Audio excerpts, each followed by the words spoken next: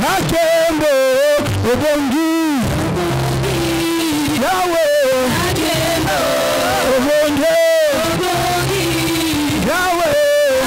Et l'église marche selon la pensée du propriétaire de l'église. L'église peut aller plus loin. Qui vont destituer, qui doit être. Donc c'est ça l'église. Actuellement, on peut dire l'église, c'est comme un Sénat.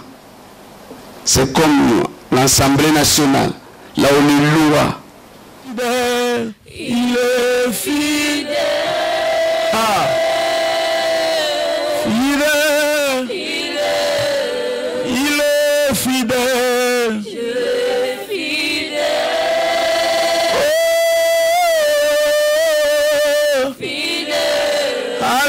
L'église est faible. Je n'ai pas été conçu dans une église morte. J'ai été conçu dans le feu de l'esprit. J'ai été conçu dans le feu de la prophétie. C'est pendant que nous prions que les cancers libèrent les corps des gens, que les kystes quittent les corps des gens, les gens que nous avons laissés dans nos maisons avec des problèmes. L'église, ce n'est pas l'assemblée de tout le monde, mais c'est l'assemblée de ceux qui sont nés de nouveau. Laisse-moi te dire cet après-midi, le premier Adam n'a pas une longue vie. L'Adam doit mourir pour que Christ puisse vivre. Si vous voulez bâtir l'église, votre vie chrétienne sur le premier Adam, il n'y a pas la vie. Parce qu'il est condamné à mourir. Jésus n'est pas venu restaurer, il n'est pas venu modifier le premier Adam. Mais il est venu le tuer pour que le second puisse naître. Sinon, mon Jésus, il est fidèle, mon Jésus est fidèle, il est fidèle, mon Jésus est fidèle, ah, il est fidèle, mon Jésus est fidèle d'Israël, parce que Israël avant était un peuple esclave, donc il est sous l'emprise d'un autre peuple. Mais lorsque Dieu le libère par sa main puissante, la première des choses, il leur donne la loi, c'est-à-dire la nomenclature. On ne peut pas gérer les gens sans la loi. Peu importe la dimension de la révélation que tu as, s'il n'y a pas de structure autour de cette révélation, tu passes ton temps pour rien. Qu'est-ce qui peut faire encore que l'église puisse connaître l'émergence? L'église doit être le sel de la terre. Si l'église devient le sel de la terre, l'église va connaître l'émergence. Aujourd'hui, les prophéties sont l'une des plus grandes frustrations des enfants de Dieu. Parce qu'ils n'ont pas compris que derrière la prophétie peut s'ajouter l'onction de l'intelligence. J'aime les gens intelligents. J'aime d'être à côté des gens plus intelligents que moi. Ça stimule mon esprit. J'aime ce qui est sage, ce qui est intelligent, ce qui dépasse. C'est pourquoi je ne peux pas comprendre que dans une église comme MECH, qu'il n'y ait pas de gens intelligents. Non. Où sont les gens? Bonsoir. Voilà, aujourd'hui c'est le premier jour de notre célébration. L'Église fête ses 5 années d'existence. Et voilà pourquoi nous sommes là pour célébrer vraiment notre Seigneur qui nous a fait grâce de compléter 5 années d'existence. Amen, amen, amen. Voilà, à l'occasion, nous avons invité les hommes de Dieu qui vont prêcher la parole ce soir. Et avant tout, je salue votre présence ici. Je salue la présence de notre papa, le pasteur Roberto Sébastien. Je salue la présence du pasteur Alexis Kayembe. Est-ce qu'on peut s'élever pour que... Gloire à Dieu, gloire à Dieu. Je salue la présence de Bishop Zachary Lutumba. Merci de répondre à cette invitation. Et moi, c'est avec grand plaisir de venir en ce lieu. Voilà, on a plusieurs orateurs ce soir. Et je salue aussi la présence de la servante de Dieu, Chimène Bella, Trace TV. Merci, merci maman, merci de ta présence. Et merci aussi le serviteur de Dieu, Cheikh Belili, qui est dans la caméra. Et merci encore d'autres serviteurs de Dieu, peut-être, je n'ai pas le nom, que Dieu vous bénisse. Voilà, sans plus tarder, je vais inviter le premier orateur, le docteur Alain Guévé, qui va introduire cette célébration de 5 ans d'existence. Est-ce qu'on peut acclamer le Seigneur?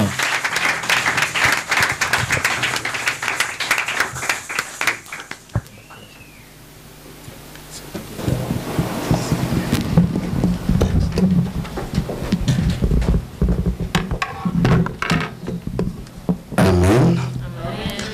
Que le Seigneur vous bénisse. Merci au Seigneur pour cette opportunité.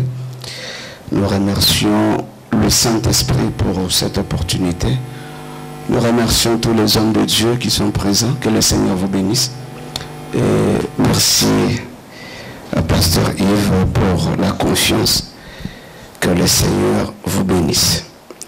Sans plus tarder, nous allons lire un texte qui pourra nous aider à introduire 15 minutes.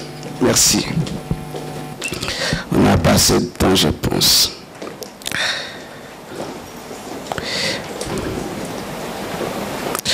Timothée, chapitre 3.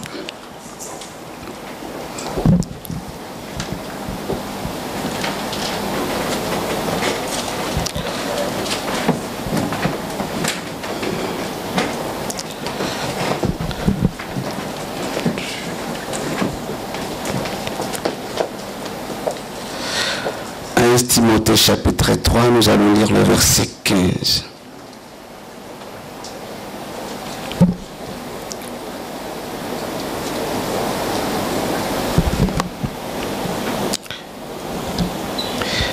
Timothée chapitre 3, nous allons lire le verset 15.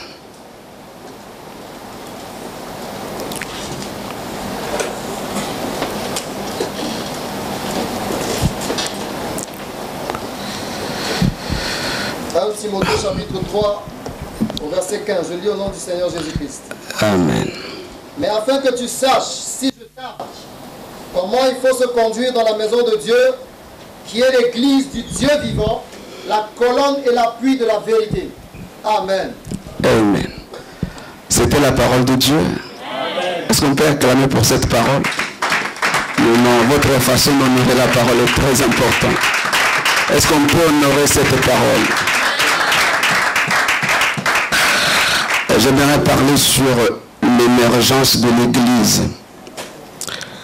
Quel type d'église voulons-nous être? C'est ça? J'ai aussi beaucoup réfléchi. Est-ce que l'homme peut définir la façon dont l'église doit être? Je pense que celui qui peut définir mieux, c'est le propriétaire de la chose. Si l'église appartient au Seigneur, je pense que c'est lui qui peut mieux nous définir l'église. Et notre travail, c'est découvrir ce que le Seigneur a défini pour son Église. Si nous découvrons la pensée du Seigneur, comment il a défini son Église, et l'Église marche selon la pensée du propriétaire de l'Église, l'Église peut aller plus loin. Mais j'aimerais parler sur l'émergence. L'Église doit vivre l'émergence. Il faut que la voix de l'Église soit entendue et respectée. Le texte que nous venons de lire dans Corinthiens, dans Timothée 3, je vais parler un peu de l'historique. C'était l'époque où l'église d'Éphèse a connu une croissance ou une émergence. Paul n'écrit pas par hasard, c'était à l'époque où l'église de Timothée a connu une forte croissance. Maintenant, il dit à Timothée, dis aux enfants de Dieu, ils doivent savoir comment se conduire. Pour dire que la maison de Dieu n'est pas ta maison, mais c'est la maison de quelqu'un. Donc il y a des principes que vous devez connaître pour marcher dans la maison de Dieu. C'était une église où il y avait l'émergence, où il y avait la croissance. Certains chercheurs disent que Marie, mère de Jésus, était même membre de cette église. Et à l'époque, Timothée avait la plus grande église de son époque, du monde de l'époque. Pourquoi je vais parler de l'émergence? L'émergence, c'est-à-dire passer d'un milieu inférieur à un milieu supérieur. L'Église doit sortir de l'inconnu. L'Église doit sortir du néant, de l'obscurité, et l'Église, sa voix doit être entendue dans le monde. L'Église doit être réellement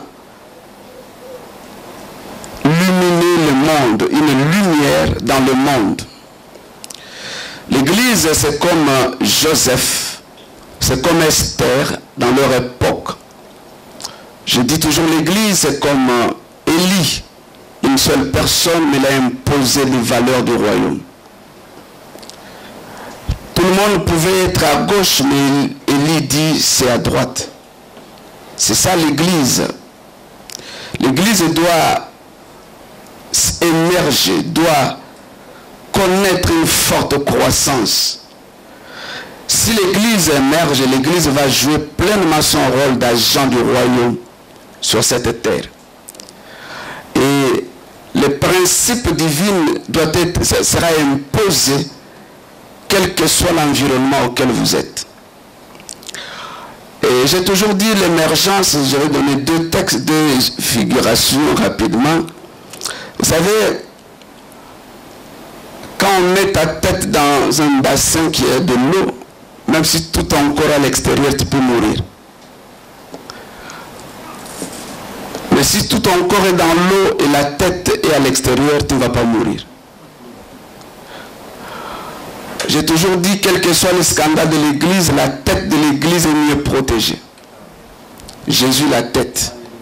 Nous, nous sommes le corps. Peu importe ce que l'Église peut vivre sur la terre, l'Église va triompher car la tête est mieux protégée.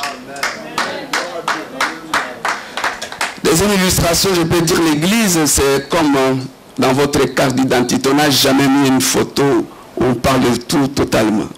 On met toujours portrait.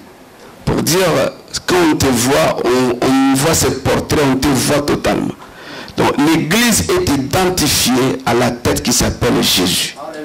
En dehors de Jésus, l'Église n'a pas de force. L'Église n'a pas de puissance. L'Église est rien.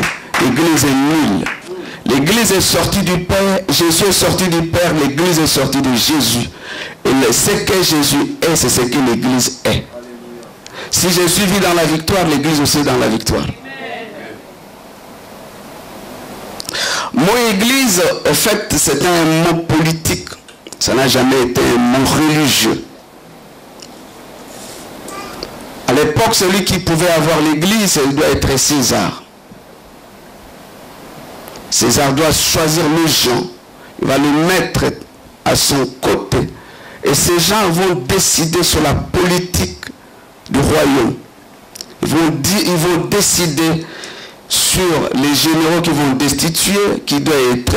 Donc c'est ça l'église. Actuellement, on peut dire l'église, c'est comme un Sénat. C'est comme l'Assemblée nationale, là où les lois sont en train de faire des lois. Donc l'église, c'est comme un Sénat. À l'époque, pour avoir l'église, il faut être un roi. Et l'une des raisons que les gens vont tuer Jésus, parce qu'il dit, sur toi je bâtirai mon église. Il dit, ah bon, toi tu es un roi. Parce que celui qui doit avoir l'église doit être un roi. Celui qui doit choisir les gens à côté et l'établir près de lui pour diriger la politique du royaume. Laisse-moi dire à quelqu'un, quand tu fais partie du membre de l'église, c'était un privilège. Vous êtes là? Ce n'était pas tout le monde qui pouvait être membre de l'église à l'époque. C'était un privilège qu'on donnait aux gens qui étaient choisis par le roi. Mais pour nous, l'église, c'est l'assemblée de citoyens libres, appelés hors de leur maison, de leur place d'affaires, pour s'assembler et donner considération aux choses de Dieu. Et ce que j'aimerais dire à quelqu'un, tu n'es pas venu parce que tu es beau, parce qu'on t'a donné une invitation, mais si tu es membre de l'église, c'est quelqu'un qui t'a appelé. Il s'appelle Dieu. Donc c'est comme César qui devrait choisir les gens pour faire partir de l'église. On ne devenait pas membre de l'église à l'époque par votre vouloir. Mais il faut que le roi vous fasse appel. Donc si tu es là, ce n'est pas par ta force, ce n'est pas parce que tu veux, parce que quelqu'un t'a choisi. Je dis à quelqu'un, on t'a choisi. Je disais à quelqu'un, on t'a choisi. Vous êtes là? Voilà. Dans l'église, c'est quel que soit l'agent du royaume sur cette terre. Si on doit voir Jésus, c'est par l'église. L'église n'est pas l'invention d'un pasteur, mais l'église, le propriétaire, c'est Jésus. L'église, peu importe ce que les hommes peuvent dire, l'église a comme source Jésus-Christ. Si Jésus est la source de l'église, la magie, la sorcellerie n'a aucun pouvoir sur l'église. Peu importe ce qu'on peut faire, l'église restera toujours victorieuse. L'église, je peux dire, c'est le quartier général de Jésus sur cette terre. Oh, est-ce que vous êtes là? Vous m'encouragez par le prêcheur. L'église est formée des hommes et des femmes nés de nouveau. L'église, je viens de dire, est sortie de Christ comme Christ est sorti de Dieu. L'église est l'invention de Christ lui-même, pas l'invention d'un pasteur. Elle a été bâtie par Christ. L'église, c'est l'agence gouvernementale de Christ sur cette terre. Elle ne peut jamais vivre sous domination de qui que ce soit. Voilà pourquoi j'ai besoin de dire l'émergence, c'est le moment où l'église, sa voix doit être entendue, doit sortir du ghetto, doit sortir du néant. La voix de l'église doit être entendue, considérée dans la société. Vraiment, nos églises, on a trop d'églises, c'est plusieurs, mais notre voix n'est pas entendue. Il faut que l'église puisse travailler pour que la voix d'église soit entendue et respectée. Si cette voix n'est pas entendue et respectée, nous allons vivre dans l'ombre de quelqu'un. Mais l'église n'est pas faite pour vivre sur l'ombre de quelqu'un, mais c'est vivre sur l'ombre de Christ. Vous êtes là? L'église est née de Christ. Voilà le jour où Christ sera enlevé. Jésus viendra, il va toujours enlever son église. Je vais dire à quelqu'un, l'église, ce n'est pas l'assemblée de tout le monde, mais c'est l'assemblée de ceux qui sont nés de nouveau. Laisse-moi te dire cet après-midi, le premier Adam n'a pas une longue vie. L'Adam doit mourir pour que Christ puisse vivre. Si vous voulez bâtir l'église, votre vie chrétienne sur le premier Adam, il n'y a pas la vie. Parce qu'il est condamné à mourir. Jésus n'est pas venu restaurer, il n'est pas venu modifier le premier Adam. Mais il est venu le tuer pour que le second puisse naître. Sinon, tout travail, toute œuvre bâtie par la chair, par le premier Adam, ne peut pas aller trop loin. Ne fera rien sur cette terre. Donc l'église est très importante. L'église doit s'émerger. 2 points pour terminer. On m'a donné 15 minutes. Mais qu'est-ce qui peut faire que l'église puisse émerger? 2 choses. Premièrement, il faut que la parole que l'église, que nous prêchons, puisse impacter la vie des gens. On ne peut pas apporter les fables, mais on doit apporter la parole vraie. Est-ce que je peux continuer? Si vous lisez 2 Timothée 4, versets 1 à 5, Paul parle de fables. Fables, ce sont des histoires que nos vieilles mamans rencontrent les enfants pour dormir. Non, à l'église, on ne peut pas venir raconter des histoires. Il faut apporter la parole qui transforme la vie. J'étais en train d'étudier le mot prêcher, mon prédicateur. Mon prédicateur, en fait, au temps ancien, un prédicateur, c'est quelqu'un qui était toujours le porte-parole du roi. Le prédicateur, ce n'est pas quelqu'un qui se réveille un bon matin, mais quelqu'un qui était le porte-parole du roi. Avant de parler, il doit rencontrer le roi. Le roi lui dit, va dire à mon peuple. C'est ça un prédicateur. Donc si tu n'as pas rencontré celui qui peut te donner le message, ne dis rien. Tu dois raconter, tu dois parler ce que le roi t'a dit. Tu dois faire vivre les émotions du roi au milieu du peuple. On ne peut pas apporter les fables. Les fables ne peuvent pas apporter apporter la guérison aux gens. Les fables ne peuvent jamais amener les gens plus loin. Voilà, dans les églises, on ne peut pas connaître la croissance ni aller plus loin si la parole vraie n'est pas prêchée, si la parole authentique n'est pas prêchée, si les gens sont limités dans des fables. Vous êtes là? Voilà, on ne peut pas connaître l'émergence à ces choses. Première chose, il faut éviter les fables. 2 Timothée 4, 1 à 5, je n'ai pas assez de temps. Deuxième chose, si nous voulons vivre l'émergence de l'Église, je vais résumer, il faut que l'Église abandonne la doctrine des Nicolaïtes. On ne peut pas associer Christ et autre chose. La doctrine des Nicolaïtes, c'est Apocalypse chapitre 2, verset 6 et verset 15 à 16. Nicolas, qui a fait cette doctrine nicolaïte, auparavant, il était païen. Il s'est converti au judaïsme. Après quelques temps, le christianisme est venu, il devient chrétien. Mais après un temps, il revient aux choses anciennes. Maintenant, il crée sa propre doctrine. Pour lui, Christ et le péché, il n'y a pas de différence. C'est ça Nicolaïte. Pour Nicolaïte, prêcher Christ et être dans l'occultisme, ce n'est pas un problème. Pour Nicolaïte, prêcher Christ et faire n'importe quoi, ce n'est pas un problème. Voilà pourquoi l'Église, si nous adoptons les attitudes, les enseignements de Nicolaïte, l'Église ne peut pas connaître l'émergence. Et la Bible parle de Jésus, il dit quelque chose de très important, il dit il s'est levé avec le paix contre ces méchants dirigeants. Jésus va protéger son Église, quel que soit le moment.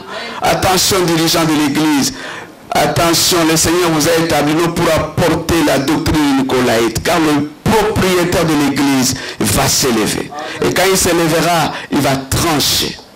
Vous êtes là? Oui. C'est l'Église ne peut pas vivre dans la compromission. Pour Nicolaïte, la compromission et Christ, ça n'a pas de différence. Donc, c'est ça la doctrine de Nicolaïte. C'est que nous vivons actuellement. Les gens sont dans le mal, mais ils veulent toucher la Bible et prêcher Jésus. Non, non. On est de Jésus, on n'est pas de Jésus. Est-ce que vous êtes là? Et Jésus, dans l'Apocalypse, nous montre quelque chose de très important. Il nous dit, la Bible dit, il est au milieu. Il doit être au milieu de toutes choses. Si Christ n'est pas au milieu de notre adoration, ça ne sert à rien. S'il n'est pas au milieu de notre prédication, ne prêchons pas. S'il n'est pas au milieu de ce que nous faisons à l'église, ne faisons pas cela. Il doit être au milieu de toutes choses. Il doit être le patron de l'église. Il doit être l'auteur, il doit être maître de toutes choses. Si on doit élever quelqu'un cet après-midi, ça doit être Christ. Si dans notre prédication, on doit prêcher, si on doit prêcher Christ. Si on doit enseigner, on doit enseigner Christ. Si on doit chanter, on doit chanter Christ. Il doit être au centre de toutes choses dans l'église. Il doit être au milieu de toutes choses. L'église dont Christ n'est pas au milieu, il ne peut pas connaître l'émergence. Vous êtes là? Christ, que Christ seul, il doit être au milieu de toutes choses. Frères et sœurs, j'ai toujours dit, la Bible dit, celui qui était, celui qui est, c'est celui qui vient. Trop attend, n'est-ce pas? Celui qui était, celui qui est, celui qui vient. La plupart, nous avons la connaissance de celui qui était, mais on n'a pas la connaissance de celui qui est. Celui qui était peut-être limité par le temps et par l'espace. Il était à Samarie, il marchait dans les rues de Capernaum. On peut le toucher. Jésus de Marie. Tout le monde, quand on parle de Jésus dans la Bible, ils ont qu'un Jésus limité par le temps et par l'espace. Mais laisse-moi te dire, Pierre dit, celui que vous avez vu crucifié, Dieu a fait de lui. Il n'est plus celui que vous avez vu autrefois, mais Dieu a fait de lui un Christ. Si l'Église a la révélation de celui que Jésus est, l'Église peut aller plus loin. Ce qui est important encore après-midi, l'Église doit avoir la révélation de celui qui est. Ne nous parle pas seulement de Jésus historique. Parler de l'histoire, ça ne donne pas la foi. L'histoire ne donne pas la foi. L'historique de Jésus, c'est bien, tout le monde peut parler, même les musulmans peuvent en parler. Mais nous parler de celui qui est, celui qui se révélait en toi, c'est autre chose. Ce qui manque à l'église aujourd'hui, c'est nous parler, de palper celui qui est. Quand Quand on nous parle de Jésus, les gens sont limités à un Jésus qui était à 2 fois dans la chair. Et quand vous lisez Apocalypse, vous allez voir Jean, il voit Jésus dans notre aspect. Il tombe par terre. Mais je me suis posé la question, pourquoi Jean, cette fois-ci, n'a pas mis sa tête sur sa poitrine? Tu es habitué à mettre ta tête sur la poitrine. Mais ce jour-là, Jean ne pouvait pas mettre. Parce que celui que Jean a vu, ce n'est plus ce Jésus qui était limité par le temps et par l'espace. Mais c'est un Jésus Seigneur qui règne à jamais. Un Jésus ressuscité, qui est auteur de toutes choses, qui vit éternellement, qui peut être limité ni par le temps ni par l'espace. Un Jésus éternel. Vous êtes là? J'ai encore 1 minute ou non? 3 minutes, ok. Voilà, je vais terminer ici. Je fais seulement de synthèse. Comment l'Église peut connaître l'émergence? Quand je parle de l'Église, je ne parle pas sur le bâtiment, mais je parle de toi. Je parle de la personne. Qu'est-ce qui peut faire encore que l'Église puisse connaître l'émergence? L'Église doit être le sel de la terre. Si l'Église devient le sel de la terre, l'Église va connaître l'émergence. Matthieu chapitre 5, verset 13, c'est ça, non? Matthieu 5, 13. Vous êtes le sel de la terre. Quelle identité que le Seigneur nous donne? Il vous donne une identité. Vous êtes le sel de la terre. À l'époque, j'aime toujours voir l'époque. À l'époque, le sel n'était pas comme dans notre époque. À l'époque de Jésus, on ne pouvait pas acheter de sel au supermarché, à l'épicerie. Jamais. À l'époque de Jésus, le sel était rare. Très rare.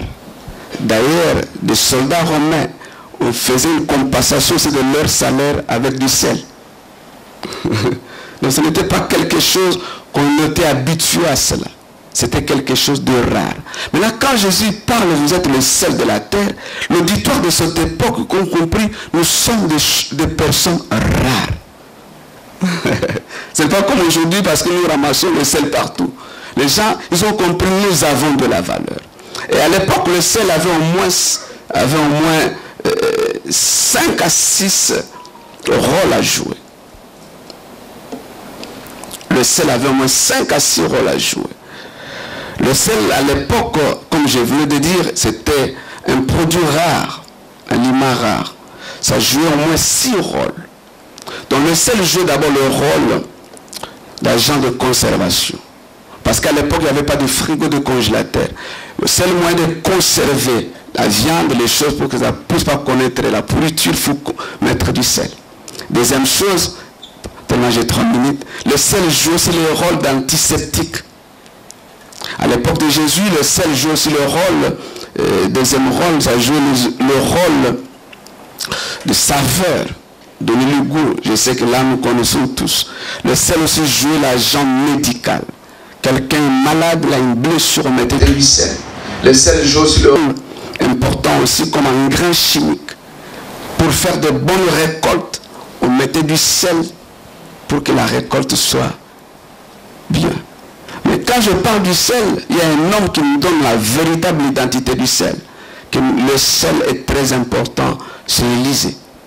Lorsque ce jour était mauvais, Élisée a demandé du sel. Oh, je peux parler, c'est sel qu'Élisée a mis, c'est tout un peuple que nous sommes. Si c'était le sel physique, mais aujourd'hui c'est sel, c'est vous et moi. Parce qu'aujourd'hui nous sommes le sel pour donner la solution à quelque chose. Donc là où tu es, dans ton environnement, dans ta famille, partout où tu te retrouves, tu dois être le sel. Pour apporter la saveur, pour être antiseptique, pour donner une meilleure production des autres. Donc le sel était très important. Et quand Jésus nous dit cela, si l'Église joue le rôle du sel, l'Église connaîtra l'émergence. Mais la plupart ne jouons pas ce rôle.